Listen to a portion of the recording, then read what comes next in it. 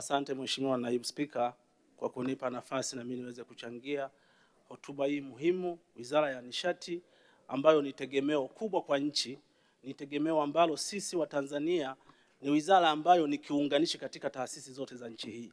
Lakini nichukue nafasi hii kuwapongeza sana waandaaji wa mpango wa bajeti hii. Jambo kubwa la msingi na la maana na katika historia ya nchi hii ni pale ambako mmeandika trilioni 1.6 zinatoka mapato, zinatoka mfuko wa ndani, lakini tegemezi ni bilioni 800 na something kidogo. Ni jambo kubwa na ni jambo la kujivunia. Hongereni sana wataalamu, katibu mkuu na watendaji wako pamoja na waziri mwenye dhamana na msaidizi wako. Lengo kubwa ni kuhakikisha kwamba nishati hii inaenea katika maeneo ambayo tunayoyatarajia. Mheshimiwa Naibu Spika, tunao mpango wa LEA.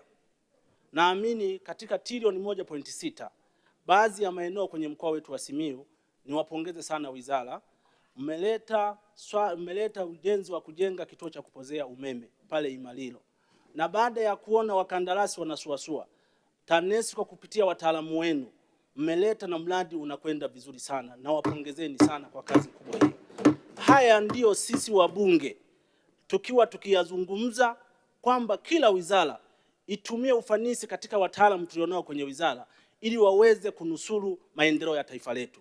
Na kazi hiyo TANESCO mmeifanya, mradi uko 47%. Hongereni sana na Mungu awabariki, muendelee kuongeza maarifa, na Mheshimiwa Waziri ikibidi waendelee kuwapeleka vijana wapate ufanisi zaidi kwenye mataifa yaliyoendelea ili kusudi tupate wataalamu ndani ya maeneo yetu. Fedha nyingi tunaitoa, lakini tuna vijana wako ndani ya nchi wanaweza wakasimamia wakafanya kazi nzuri, hata tatizo likitokea tunaweza tukawahoji na tukawauliza. Ni jambo ambalo wizara hii mmeonyesha udhubutu wa hali ya juu. Lakini bila kusahau kwamba Mheshimiwa Rais ndio amewapa majukumu makubwa kama haya, na ndio mtoa dira, mbeba maono ya nchi, na hapa mlipofikia ndio mahala penyewe. Ni jambo ambalo la kuwashukuru. Lakini jambo lingine, Mheshimiwa Waziri, mkoa wetu wa Simiyu nadhani ni mkoa mkubwa na unaokua kwa kasi.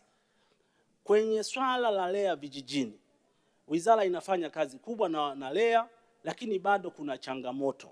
Wakandarasi mnaowapa hizo tenda, wao wanaangalia maeneo ambayo hata kama kuna taasisi ya kiserikali ambayo inahitaji umeme, kulingana na mikataba na utaratibu unaowekeana, inakuwa ni changamoto kubwa. Kuna shule hapa au kuna zahanati hapa inaruka kwa sababu skopu ile haijafika katika eneo hilo.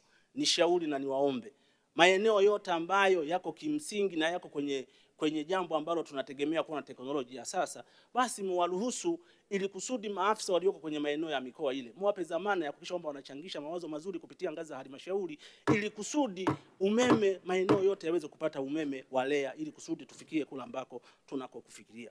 Lakini jambo lingine, Mheshimiwa Mwenyekiti, nataka nizungumzie swala la EWURA. Tunawapongeza, mnafanya kazi kubwa.